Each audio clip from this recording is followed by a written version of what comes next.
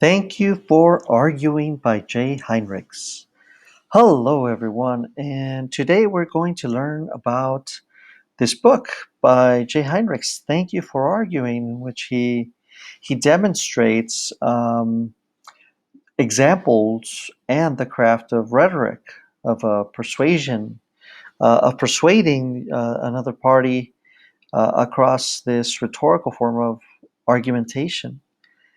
And the purpose is not to summarize the book, but rather to point out certain aspects of it, particularly some of the more technical terms that are applied in the composition of an argumentative and rhetorical text.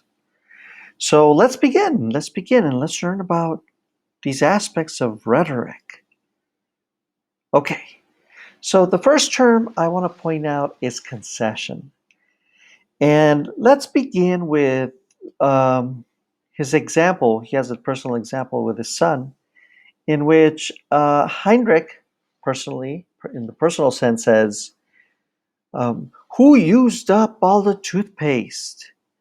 Now, that phrasing of saying "who used up the toothpaste" has an inference, and the inference is that someone's to blame for having finalized the toothpaste. So he wants to put a type of assertive blame, so to speak, right? Who used up all the toothpaste? And then his son responds rather sarcastically, and I'm paraphrasing here, but he replies sarcastically by saying, says, "That's not really the problem, is it? So, and what are you going to do about it?" So let's think about what the son is saying. The father saying, who used up all the toothpaste, imposing a type of claim, right? Imposing a blame.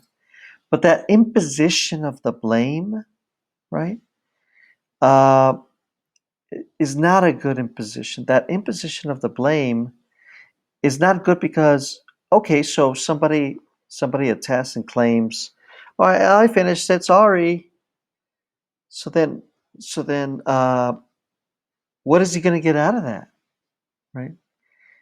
If he's out of toothpaste, then he needs toothpaste. Okay. So the son, by saying, it's not really the point, is it, Dad? And what are you going to do about it? Well, so how does he respond? Well, Heinrich initially responds by conceding. And as the definition is defined here, he initially concedes his position to the criticism that the son's proposing, right? Now, what's going to be key for Heinrich in this case is going to be the clever response. What would be a clever rhetorical response, right? So he has to find a way of, okay, I'm going to concede my position, but we're going to do it in a way in which you're going to treat my argument as accepted. So what's his argument? The argument is generally that there's no more toothpaste and it needs to be replaced, right? So he says, yes, right? How does he respond? He says, yes, he concedes your position. You win. Now, will you please get me some toothpaste? And what does the son do? The son actually goes, I guess, smitten because he defeated his father in an argument, and brings about some toothpaste to his father. Okay. Now, what would have happened if he had not conceded? If he had said, "No, somebody finished the toothpaste. Somebody finished the toothpaste." And that is really the case. That type of aggressive, type of threatening demeanor generally sets up a defense, right? It sets up a defense um, by the opposing party, right?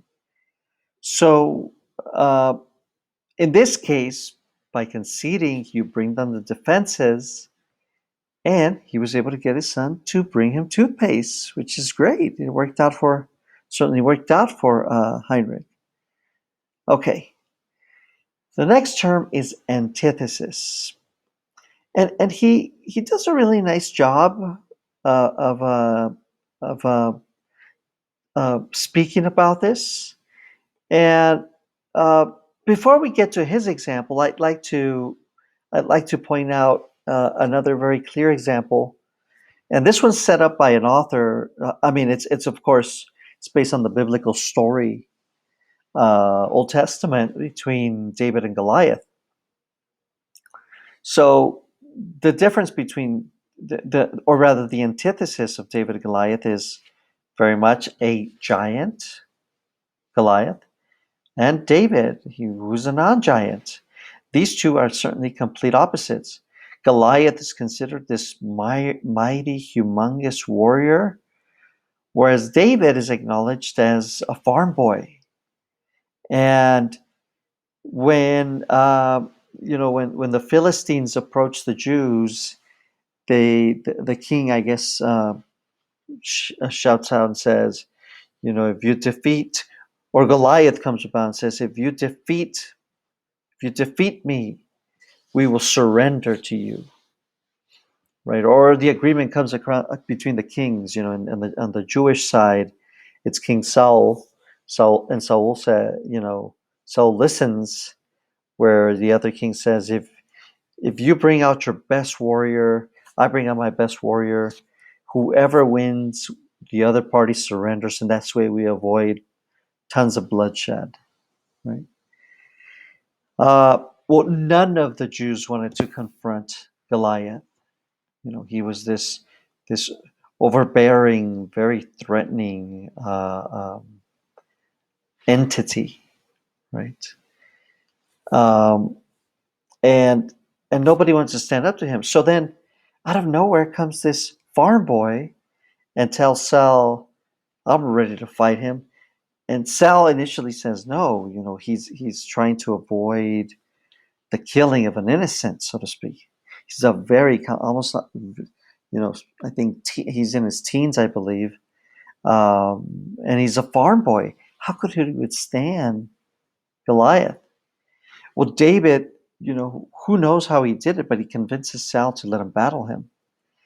And whereas Goliath uses, you can see him with that axe-like sword, um, he uses that very, weapon in your hands, up close type of combat. Well, David, when he's approaching Goliath, he's not interested in battling him. As a matter of fact, look at the picture. He doesn't even have a weapon, at least a striking weapon in that sense. But instead, and like most Jews during the time of the warfare, if you read up historical texts, they became rather skilled in putting a stone in a type of special sling and launching it. And they were so precise they could strike anybody. So the weaponry here is also a type of antithesis, the close to close combat and the far away combat. And he launches this stone into Goliath. It strikes him between the eyes, I believe, and Goliath falls to the ground. Uh, David approaches and takes Goliath's head off.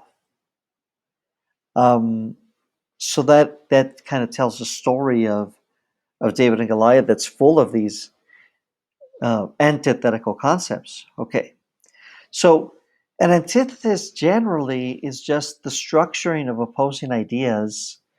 I mean, you can mention many ideas like night and day, black and white, good and evil, but that's not, that's just kind of like a comparative stance.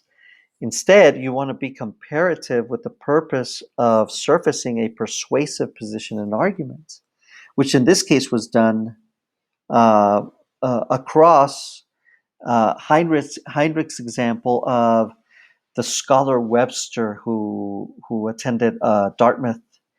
And as we know, Webster, he's the creator of the Webster's Dictionary. And so here's this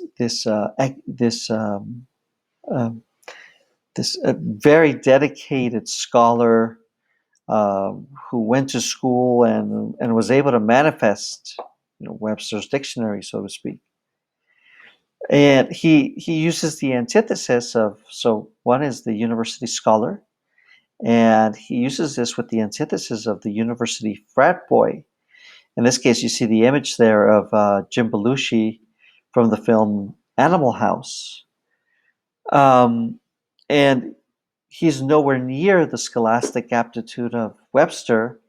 Instead, he's almost that decay of the classical rhetorician. Yeah, he's got the toga, but he's using it for the purposes of invoking this party, so to speak, right? So that's antithesis, right? The demonstration of these opposing ideas, and one good example is kind of like uh, Martin Luther King's statement that injustice anywhere is in need of, and I'm paraphrasing a little bit, but this is MLK's phrasing, goes something like this: injustice anywhere is in need of justice everywhere.